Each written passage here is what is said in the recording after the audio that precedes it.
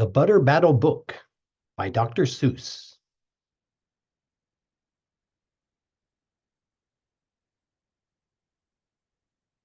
On the last day of summer, 10 hours before fall, my grandfather went with me out to the wall.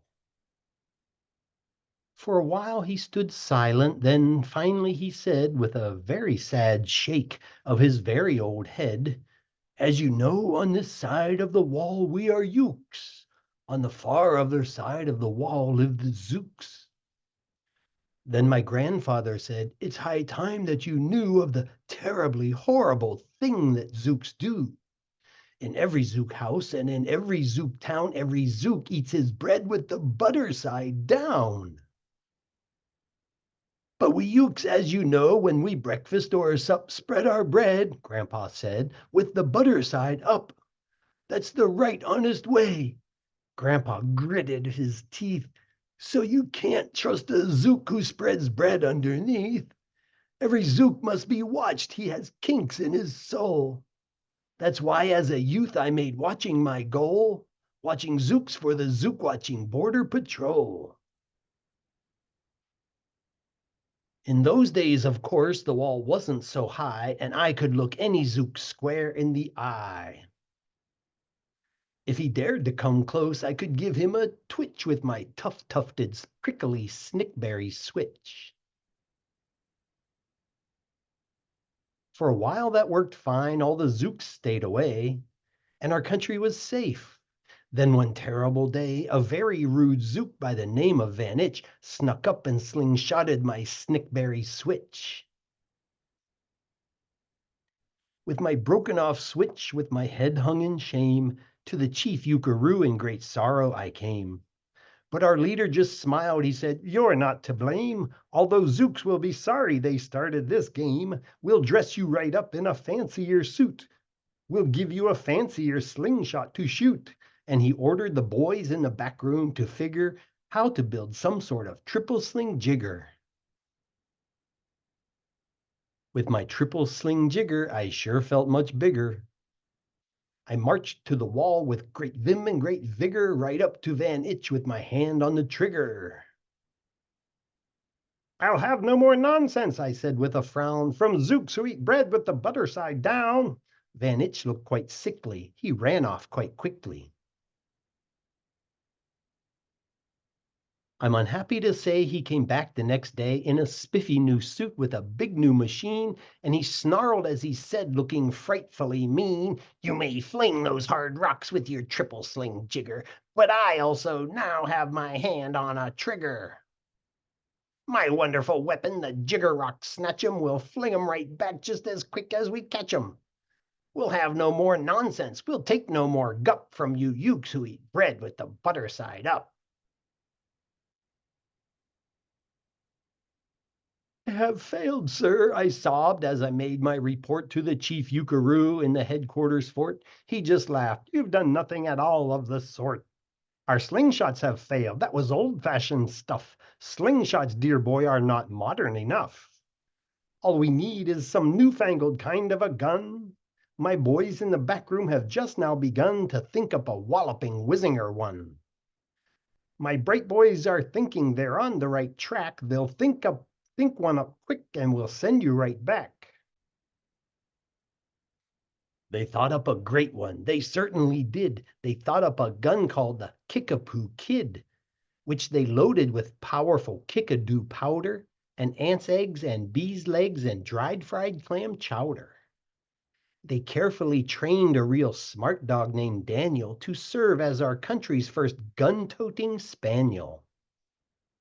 Then Daniel, the Kickapoo Spaniel, and I marched back toward the wall with our heads held up high, while everyone cheered and their cheers filled the sky. "Fight, fight for the butter side up, do or die."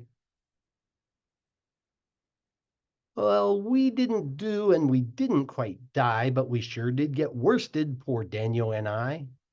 Van Itch was there too, and he said, the old pig, "The boys in my back room invented this rig called the 8-nozzled elephant-toted boom blitz.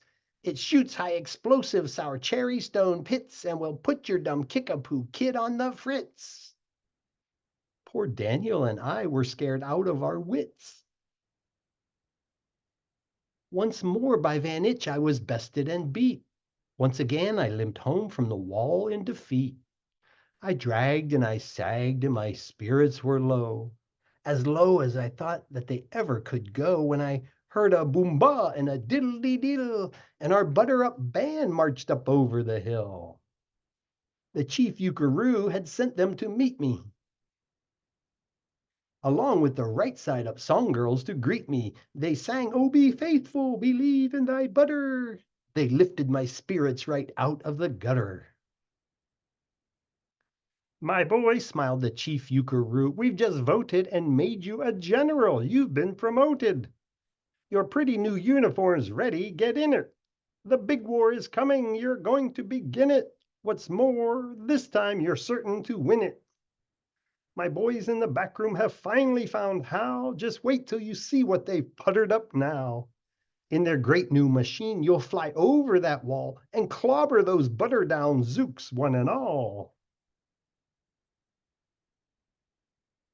Those boys in the back room sure knew how to putter.